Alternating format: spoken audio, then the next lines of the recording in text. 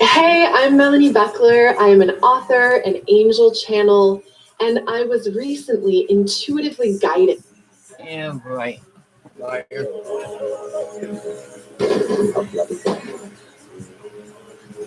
A jilted lover with murder.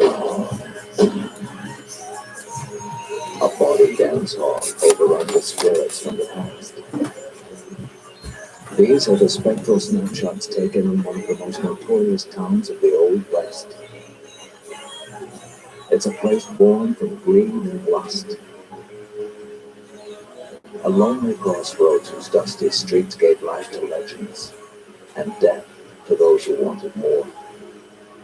The Ghosts of Tombstone, next on Haunted History.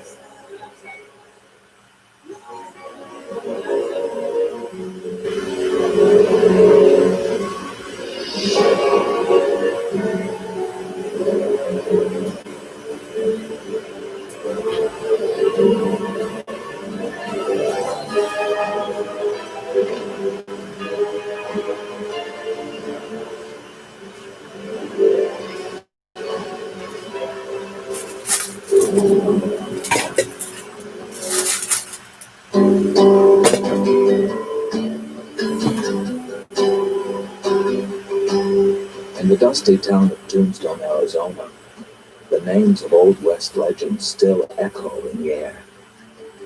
Maybe it's my it. Maybe it's holiday. Maybe it's still a drink of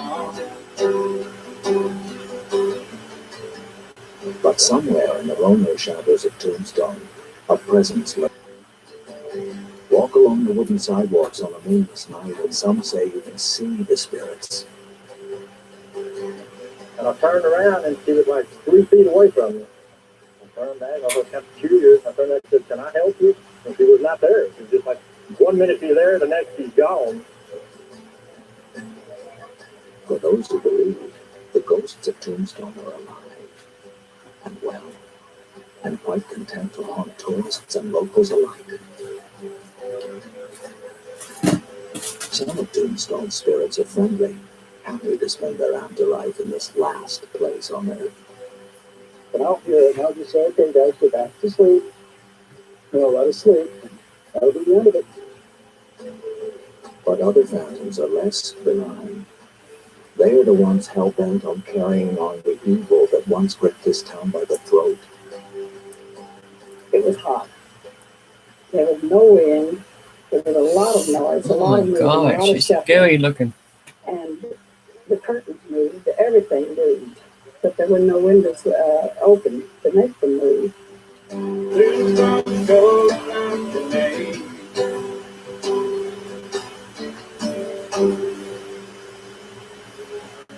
Why are there so many ghosts in Tombstone? The answer may lie in the town's admittedly checkered past. You see, for 9 raucous years in the 1880s, Tombstone was the mecca for the most notorious denizens of the Wild West. It began in 1877 when silver prospector Ed Shiflin carved Tombstone from Apache Indian land. Shiflin was once told that the area, located about 70 miles southeast of Tucson, was so barren that all he would ever find would be his tombstone.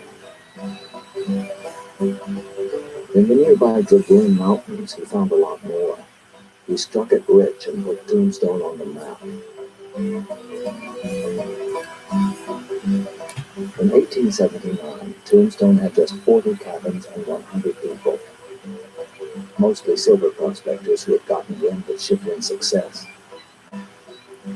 Just 6 months later, in June of 1880, as word of the rich silver deposit spread, the population exploded to 3,000.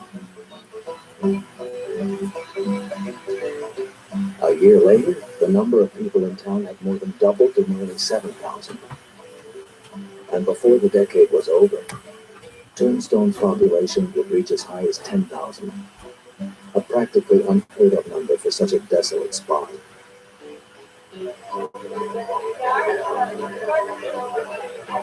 There were more gambling houses, saloons, and brothels than in any other town in the Southwest. With the influx of cash from the silver mines came those who wanted a bigger stake, any way they could get it.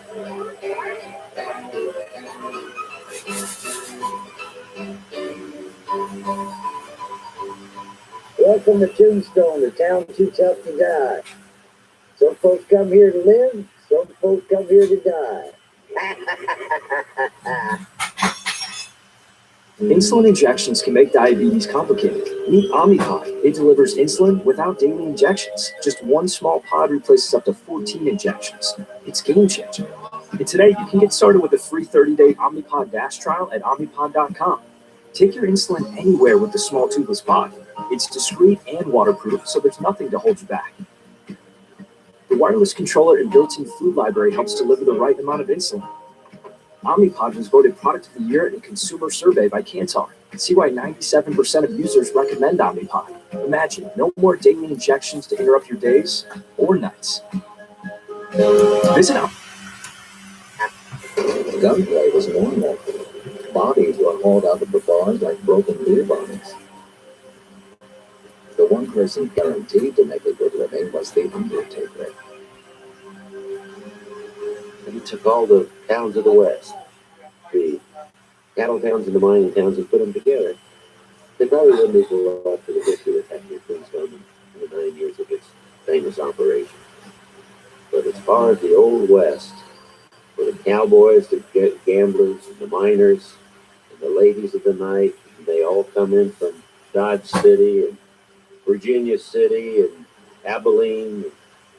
They all knew each other. It was like a fan club that had been traveling around for 12 years before, 12 to 15 years before. Everybody knew everybody, either from the last town or the town before. This was their last chance to make it. When you first come to Tombstone, if you walk down the streets late at night and you can hear your boot steps on the plank sidewalks and you pass the saloons, if you have a very vivid imagination and you work at it, you can hear the dance hall girls giggling and the chips clinking and the whir of the roulette wheels. So if you have an imagination, you can transport yourself back to the 1880s without much effort. I think that likely that's the basis for a lot of the ghost stories. Glimpse into Tombstone's sinister past, and you'll find the story of a mysterious woman in white who is seen roaming the streets late at night. Some believe she died of natural causes. Others say she was dragged to the town's courthouse and hanged. The fate of a brothel madam who stole money from her clients.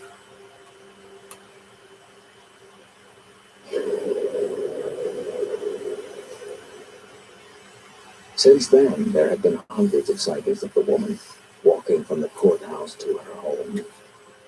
Her apparition has been seen for 90-some years by many of the people of Tombstone up and down Toughnut Street. She's in a white nightgown, and that was what she was in the night that she died. I firmly believe it because I've heard from so many people and my own children. I like to come to the boardwalk at night and just smoke a cigar and kind of stand around. And I was standing here one night on this corner and I noticed this. Somebody was watching me down the boardwalk this way. I turned around and looked because it was really cold that night. I had a big coat on. There was this woman standing there with like a long white dress and long blonde hair, just kind of looking at me, kind of sad. I'm thinking it's awful cold, you know, her being dressed that way. And I turned around, she just kind of like wasn't there no more. Around the corner from where the woman walks her lonely vigil, another more legendary spirit is said to appear. Virgil Erb, brother of Wyatt and a one-time deputy in town. Virgil's ghost is said to still haunt the corner outside the Crystal Palace bar. The same spot where more than a century ago 3 gunmen attempted to end his life. Virgil, he'd been over to the Oriental Saloon talking to his brother Wyatt, and he started across the street. As he stepped up on the boardwalk, 3 men lying in ambush with shotguns all took a shot at him. Some of them took 2. 5 shots were fired. He had 19 buckshot in his back and it completely obliterated his left elbow, but didn't even knock him down. Those people were afraid of him, and if they had gotten 10 or 12 steps closer, they might have killed him. They at least hurt him very bad, much worse than he was.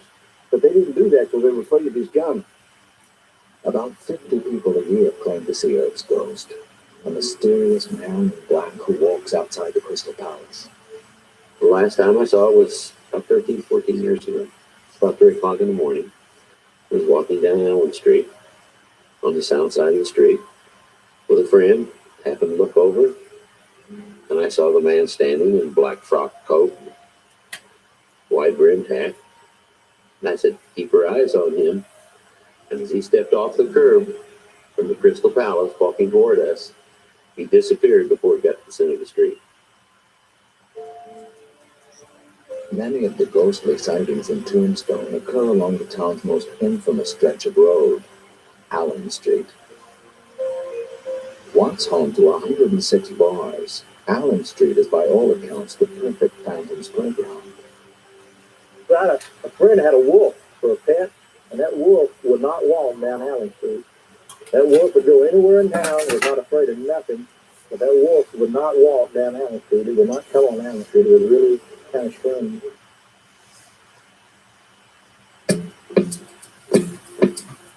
If your dry eye symptoms keep coming back, inflammation in your eye might be to blame. A stroll down Allen Street at 3:30, 4 o'clock in the morning is an experience that you won't experience anywhere else in this country that I know of. I think there are ghosts. There are ghosts. I don't know if we call it a ghost or a spirit or what you call it, but it's strange things. That people can't explain. And it's like a lonely kind of a sadness to it. But some spirits of the dearly departed prefer more comfortable surroundings. It's said the ghost of Tombstone's most famous suicidal lover prefers to make his mischief in a local bed and breakfast, much to the amazement of the home's new owners. Haunted History will continue here on the History Channel. We now return to Haunted History. Boardwalks down, I saw from the memory. Tombstone's calling out your name. A few blocks from downtown Tombstone, on a quiet residential road called Safford Street, sits one of the town's most haunted houses. It's called the Buford Bed and Breakfast, an unassuming two-story home built in the early 1880s during Tombstone's silver mining bonanza.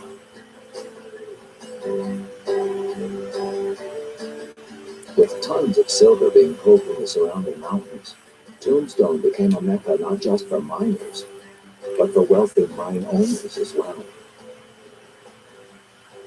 The house was built in 1880 by George Beaver, who was a mine owner and also a mining engineer. The Allens purchased the home in early 1999. Ever since, they have experienced a string of ghostly happenings. Guests have reported a strange light appearing in an upstairs bedroom. The light is particularly baffling. Even though it appears to be coming from outside the window, there is no street lamp or other source from which the light could come.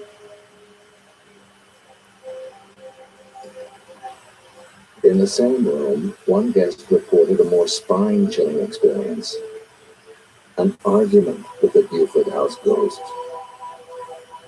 She had a discussion with the little old lady, like, "Ma'am, this is my room. I've rented it for the night. You need to leave." And the little old lady's like, "This is mine. Get out."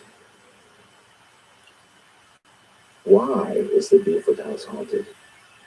The owners believe it became a spiritual lightning rod after the death of a star-crossed lover who lived there during the 1880s. His name was George Dawes. He was 21, and he was madly in love with a 17-year-old girl named Patra Edmonds, who lived across the street. By all appearances, the couple was very much in love. They'd known each other since they were children and were planning to get married.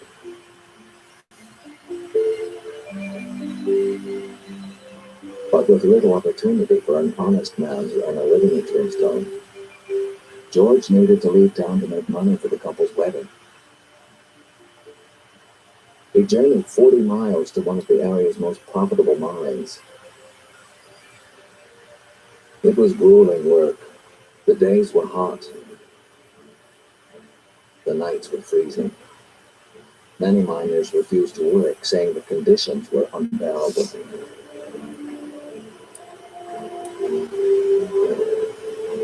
But George stuck it out. He stayed at the mine for 9 months, making a stake for himself. When he returned to Tombstone, he was wealthier and ready to marry his true love. Young George comes back. They met several friends, went out on what we would now call a group date. And came time for everyone to return home, she took the arm of another man. Now again, with the Victorian code of the time, that was tantamount to complete rejection, and it just wasn't done by anybody with any feeling. George was devastated. He lay awake in his bed all night, crying for his lost love. After 9 months of struggling in the mines to make money to marry his lifelong sweetheart, she had chosen another man. By morning, the tears of tragedy had given way to rage. In his broken heart, George knew there was only one thing to do. He got a gun, walked across the street, saw Patra coming out of the house, and fired 4 shots at her from a 5-shot revolver. Convinced he had mortally wounded his love, George took one last look at Patra, raised the revolver to his head, and pulled the trigger.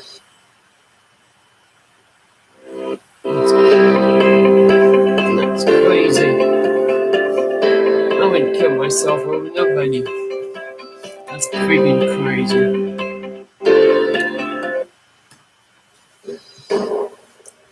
No way I would. But Patra did not die. A doctor was able to remove the bullets and save her life. For some who have visited the Buford house since, they say George's body may be gone, but his spirit lives on. The Allens say they came face to face with the ghost of George Dawes during Christmas 1999. The couple was putting up their family Christmas tree. Richard was decorating the tree, and I was standing in the kitchen, and just saw like a wavy outline of a young man, and there was motion with it. Turned in to see what was going on with the Christmas tree. I turned around and I looked at her and I said, well, how do you like the tree? And she says, fine. And, she goes, there's a young man that keeps looking in and watching you guys. And I didn't want to say anything to him at the time because I thought, well, okay, let's analyze this. Okay, there's no cars going by. There's nobody opening a door where there's going to be a reflection. Let's see. No, there's something going on in there. Several times more that day, Ruth saw the shadowy figure of the young man peer into the room again, and then leave. After studying the history of the house, Ruth is convinced that this is the spirit of George Dawes, still searching for his lost love. The Allens and several of their guests have experienced dozens of other hauntings, most of which they attribute to young George playing pranks. Lights turn on and off by themselves. The doorbell rings at 3 a.m., but no one is there. And sometimes there's the smell of lavender perfume, one that most likely was a favorite scent worn by 17-year-old girls when George lived in the house. Could the spirit of Patra, who died 50 years after George, have joined him in the heart of Tombstone? If so, that's fine by the Allens. We have an understanding that they have a run of the house except our bedroom. So they can go anywhere in the house except our bedroom. You stay out of the bedroom. Because even at night, they'll come in and they'll knock on the kitchen window. And I'll wake up, she's sound asleep, and I'll hear it, and I'll just say, okay, guys, get back to sleep. Let us sleep. That'll be the end of it. But not every ghost in Tombstone is so easily dealt with, or so friendly. Some phantoms carry with them the legacy of the most notorious gunfight of the Old West, the shootout at the OK Corral. Haunted History will continue here on the History Channel. We now return to Haunted History. Maybe it's the shadow, maybe it's just the moon that makes you feel the way you do. The San Jose boarding house sits 1 block north of Allen Street in downtown Tombstone. For more than 100 years, this quiet place has been a home to weary travelers and wayward ghosts. Owner Kelly McKenney bought the place in the early 1990s. She got her first brush with ghosts when she rented the room to a man who was passing through town. The man stayed in a room reportedly frequented by Doc Holliday, one of Tombstone's most famous characters. One of Doc's room, the door kept opening and shutting. But she assumed it was the wind, so we locked it, and it still continued. And also heard noises in the bathroom, flashing sound, and he couldn't get any sleep. He said he wasn't afraid, he just couldn't get any sleep. Hey, you guys, let me get a picture of the cat. The next day, the guest decided to take some pictures in the room.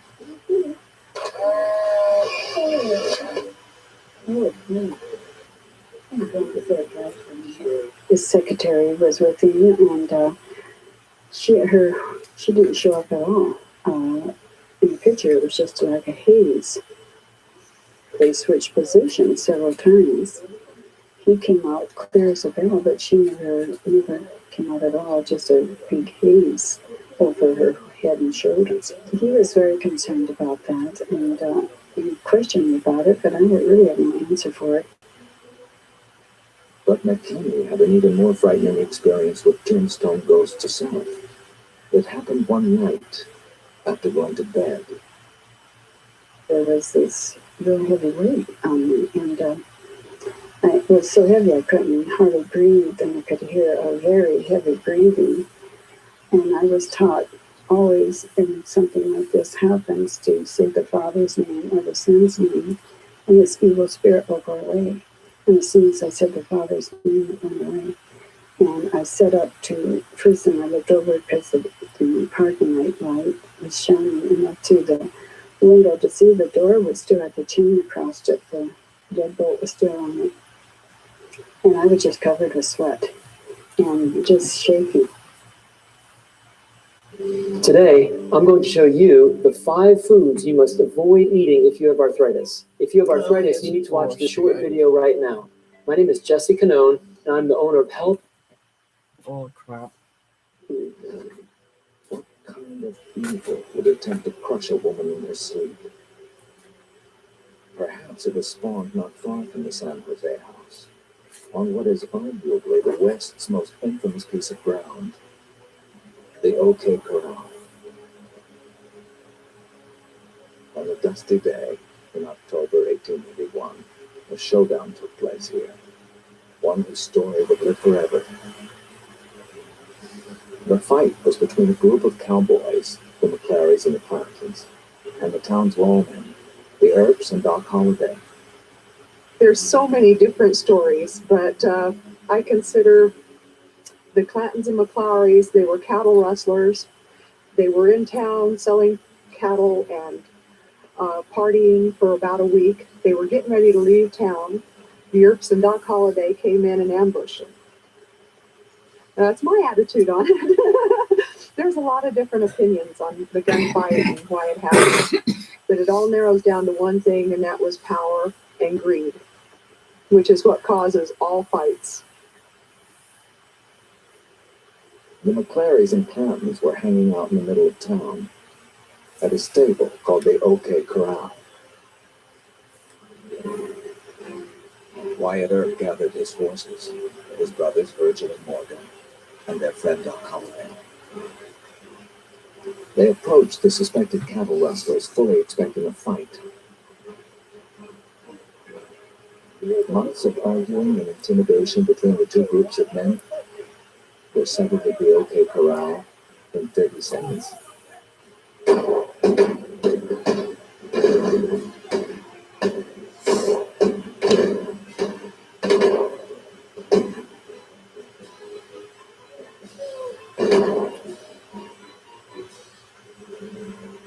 When the gunfire stopped, 3 men lay dead, including Billy Clanton, one of the toughest members of the McClary Clanton gang. Many writers and many show producers try to portray him as a little kid playing with his rubber ducky down to OK Corral, and the bad old Earp shot him. It turned out that way quite. He was about a 200-pounder and over 6 feet tall, and he died with a smoking gun in his hand. So he wasn't all that small, but he was an obnoxious, overbearing character. I guess he was taken out after his brother Ike, who was probably the worst that's been known. Anyway, when they shot him down in the corral, a lot of people felt like they'd done him a favor. Today, the legend of the famous shootout lives on. Thousands of tourists are drawn to Tombstone each year to try and catch a glimpse of the Old West's most famous gunfight. Tombstone draws people because of 3 or 4 magic words. And those magic words are Tombstone, Earp, OK Corral, and Holiday. Now, without those 4 words, this town would long ago have dried up, crumbled into dust, and blown away in the desert. But those few little magic words have kept it alive. And people throng here by the thousands just to see the town and just to walk where these historical characters were. Every day, hundreds of people come to the OK Corral to see a reenactment of the famous shootout. Some come for their history, but others hope that maybe they will be the lucky one who has a real-life encounter with the spirit. OK Corral manager Loretta Clay has seen what many claim to be the ghost of Billy Clanton prowling the grounds. There's an occasion where we come in and doors are open that were locked the night before. Lights are on that were off the night before. But probably the most amazing time that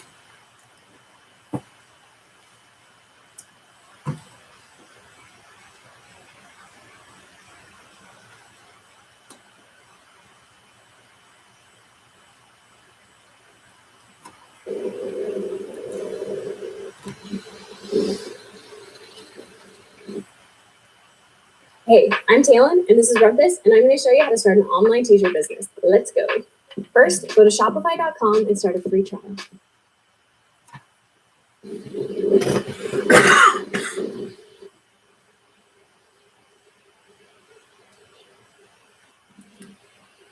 Kristen M. Elkins, 1967 to 2013. Miss Elkins died of cancer.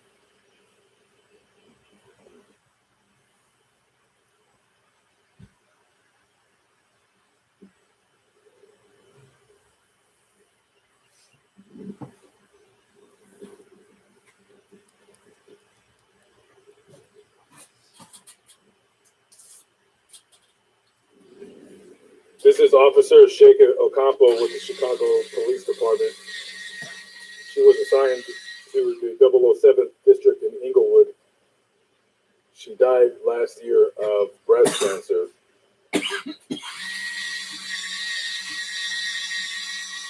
Frank S. Caruso Jr., January 5th, 1970 to February 11th, 2012. Loving son, father, papa, always in our hearts. Mr. Caruso was killed in an accident. He was driving down the street, or a highway, excuse me, and I guess his car got into some kind of accident. At that time in February, it gets really cold out here. There's ice on the roads. He was not arrested. The police were called to the scene, and he was in the back of the trooper's car, keeping warm. And a driver came out of nowhere and rear-ended the car, killing Mr. Caruso instantly. Okay, just a quick little tour of the Archdiocese of Chicago Catholic Cemetery. The cemetery is very, very big. If you see that building behind me right there, that's actually a mausoleum. I think that's the biggest mausoleum I've ever seen. I walked in there for about 30 minutes. I didn't shoot any video in there. I'm going to come back in the next week or so and show you guys the inside of that mausoleum right there. As you can see, I mean, there's a lot of ground and just a lot more land out here with no graves on it. So anyways, really quick, I wanted to send a very special happy birthday to a little buddy of mine out there. He turned the big 5 yesterday. I want to say happy birthday. Hope everything goes your way. I hope you get everything in life that you want and wish and dream of. And I hope you live many, many, many, many years. And I hope all of those are happy years. Anyways, I will be in the Chicago area for maybe a week or two at best. I don't know if I'll be here longer than that. If anybody has any requests or, you know, any ideas, hey, go check out this grave, go check out that cemetery, please feel free to send me an email, lamont@large@gmail.com. Some of you know my phone number. You can text me as well. And yes, before you send me an email, I will be going to the cemetery, hopefully, where Resurrection Mary kind of haunts the area. I've been wanting to go to that cemetery ever since I was 10 years old. So I'm going to go check that out hopefully in the next few days. But I'm looking for graves of people, interesting stories, what have you. Interesting locations of where crimes have been committed, stuff like that. I need your guys' help. I can't do this without you. I thank everyone that watches my channel. It never ceases to amaze me when I put up a video. I'm like, yeah, no one's going to watch this, and it'll get like 5,000 views. So it's really, really awesome. We're past 10,000 subscribers. Thank you again. Thank you guys again very, very much. And let's continue the journey. You're welcome. I don't know where I'll be at in the next month or something. The scooter trip is going, you know what I mean? It gets kind of tiring. The weather has not been good to me, but we'll see what's happening. We'll see what goes on, and you know, I don't want to go back to Texas yet. And I again thank everybody for watching my channel. If you can see way down there, I mean, it just goes on and on. Next time I come here, hopefully it'll be within the next week. I'll have more energy, and I'll get some more graves, and we'll take you inside that mausoleum. It's quite, as you can see behind me, that is a very, very big mausoleum. I, again, believe that is the biggest one I've ever seen. Live, but not live, but I'm still alive by the grace of God. My name is Lamont. I am in Chicago, Illinois. I'll catch up with you tomorrow. Peace out.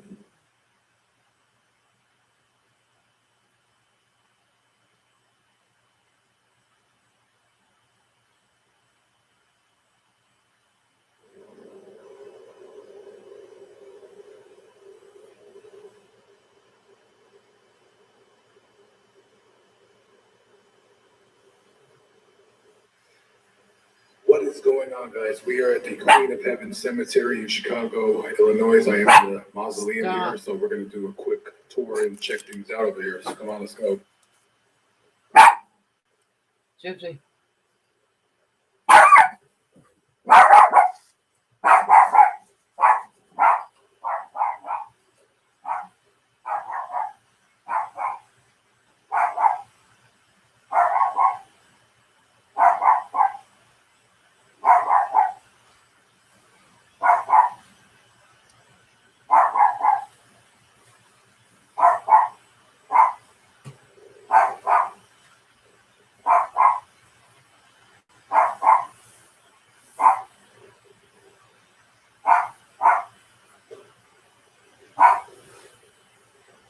I do want to say this is absolutely the most fanciest mausoleum I've ever seen. And I haven't seen too many, but it's very big in here. First, I came upon it, I thought it was a church, and a lady told me across the street that it was actually a mausoleum.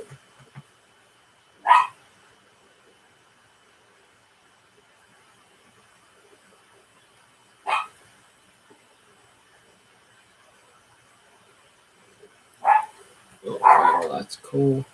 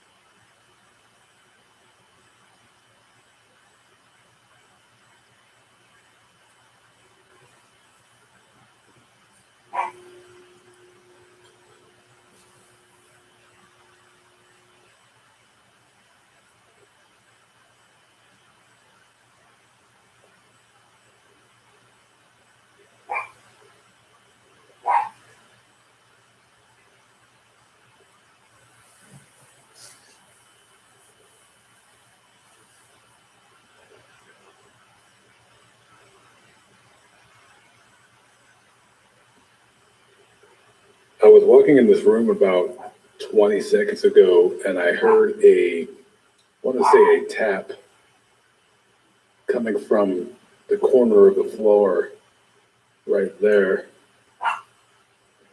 I'm not going to say it scared me, but I did jump a little bit. I'm sure it was just a weak part of the floor.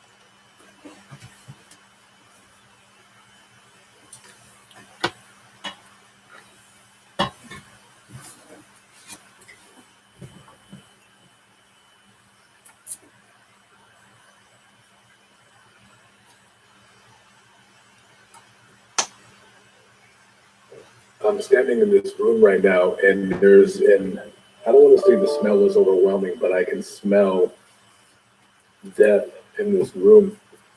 I had to do community service at the Los Angeles coroner's office when I was 18 years old, and I know the smell of death just by there. Once you smell it, you'll always know it. It's not overwhelming. I can still smell it. It's not overbearing, but yeah.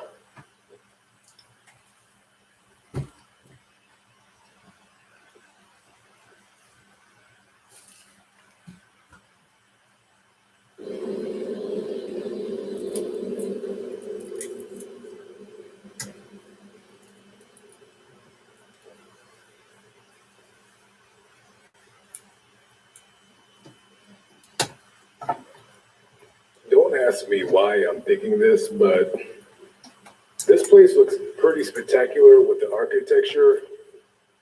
I was thinking to myself, I said, Lamont, this would be a fantastic place to take a date. Not to be morbid, but it's very quiet. There's nobody here.